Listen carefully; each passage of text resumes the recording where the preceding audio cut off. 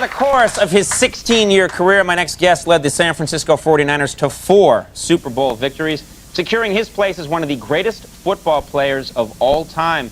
Here to tell us all about his new magazine, In the Red Zone, please welcome the comeback kid, Joe Montana.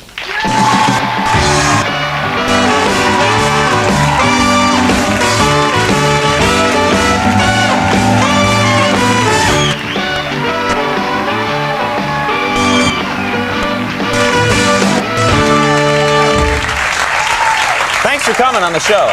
Don't hand me a bag, please. Great to have you here, Joe. And you got your own, this is unusual, you've created a magazine, which Sure is, have. and you've put yourself on the cover. Well, I went back and forth over that, believe me. We had a Right. fight, and they said, you got to be on the cover of your first magazine. I said, no, I don't. They said, yes, you do. So we went back and forth with all the members of our team that we put together with the magazine, and they talked me into it. Believe me, Well, it's not like it's a lingerie magazine and you're on the cover. I enjoy the thong. No, it's you. It's a football magazine, and the idea is to let people inside football, to tell them what's really going on. Yeah, I think one of the things about football is that, and unfortunately sports today, there's everything that you see about it, a lot of it's negative. And what we're trying to do is show the inside of the players, the coaches of the game, parts of the game that you never thought about, and try to let people see that these guys are really people too, and give a little different look, and can combine a men's lifestyle magazine together with it, and have a lot of fun. Well, whenever I'm watching football, I do focus on the huddle. I wonder what's going on in the huddle. What really happens in a huddle? Oh, we talk about breakfast, lunch. You talk about stuff? No, actually, it's very segregated to a certain degree. The linemen kind of stick to themselves. They're talking about who's blocking what, and watch out for this guy coming around there, and they have their little tips on how they can tell where the defensive linemen are going. The wide receivers are always talking to the quarterback saying, I'm open. They're always open, doesn't matter. Right. And but most of the time the guys are in their own little world. Sometimes you gotta wake them up and let them know. You have to knock people on the helmet sometimes when they're not paying attention? There have been occasions where we've had to do that, and, but it's been fun. What about, I mean, athletes, I think, like performers are this way too. I'm a superstitious person. Every time before I go out, I have my rituals. Athletes, though, are supposed to be 10 times worse. I mean, what's one of the more superstitious players that you've encountered? I've never seen a superstitious player. Yeah, really. No, we've had, actually, probably the most superstitious person I've ever been around was George Seifert. Actually, he had more superstitions, and he's going to kill me for saying these, but I mean, he had a sweater that he used to wear all the time during the weeks of the playoffs, and we had to actually, we went to New Orleans, had to send back to the house because he didn't bring it, to get his sweater and have him FedEx it out to the game. And he was wearing the same one every day? Yeah, every day. So he's just a slob covering for himself. Well, you don't change your clothes. It's a superstition. I mean, that's part of some of those guys. In there, you'll see one guy didn't wash his practice equipment. Can you imagine that? A lineman, even. What? All the equipment? Even the undergarments, so to speak? Undergarments and that's everything. disgusting. I'm glad I got real specific. One of the jobs, and you see this a lot when you're watching, is when you're the quarterback, the defensive line, part of their job is to distract you. You know, as you're getting ready to initiate the play.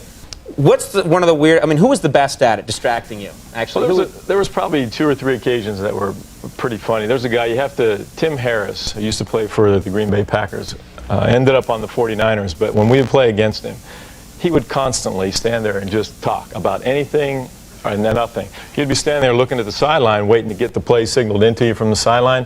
Tim Harris would be going, "Hey, what are you doing? Hey, your shoes untied. What are you looking over there for? They can't help you out here." By anything you could imagine, he would talk about. What if he was just really demented? You saw him later on in a restaurant. He's just sitting there by himself. Yeah, I like onions, but I also like squash. I'll go over here. I'll go over there. I think that was part of it. Yeah. We had another guy that one of our offensive linemen was blocking. We were playing the Cowboys one year, and it was in one of the big playoff games, and there was some talking going back and forth as always, and I was never one to initiate it, but I was never one to back away from it either. And in comes Harvey Martin, and it's late in the 3rd quarter, and he either sacked me or hit me late, and he said, "And I want you to remember that because I will be back." And I just said, well, I was hope so, because I was beginning to think you weren't in the game. And so the offensive lineman says, "Why do you have to say it to my guys?" You're not making life easy for him. Now, there's obviously ton of refs out there watching for anything dirty, any kind of dirty play, but there's got to be stuff that happens that's just way beyond the line that they don't see. What's the dirtiest trick you saw someone play that wasn't caught? Well, I didn't actually see it. I saw the results of it. We were playing, I was in Kansas City with the Chiefs. We were playing in one of the playoff games, and it was a big, I believe it was a punt that was fumbled. Their guy fell on it, clearly. There was a pile up, and the next thing you know, out comes one of our linebackers with the ball. And so we get to the sideline, I go, Muskie, how did you get the ball? He said, well, I just reached in there and grabbed a hold of him and started squeezing. He said, and I told him I wasn't going to let go till he gave me the ball. Oh. You know, I looked it up. That's actually legal, though. That's been legal since like '72.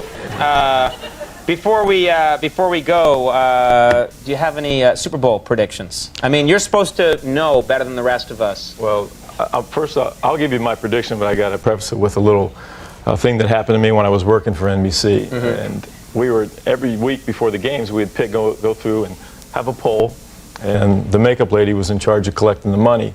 And one time during the commercial, she came out, she was laughing so hard, I couldn't figure out what she was doing. She walked out there and handed me my $5 back. She said, the people in the back are so broke up about your picks week after week. They're so bad that we decided to give you your money back this time. So you're terrible. You never terrible, were right. I like the Rams and the Jaguars. Okay, so we know they won't be in it. That's right. I'm sorry. I hope I didn't jinx it. You just did. Yeah, they're furious. The magazine's called In the Red Zone, and you should check it out if you're a football fan. Joe Montana, thanks so much. Very cool. Thank you. We'll be right back. Ruth Gerson coming on the show. Stick around.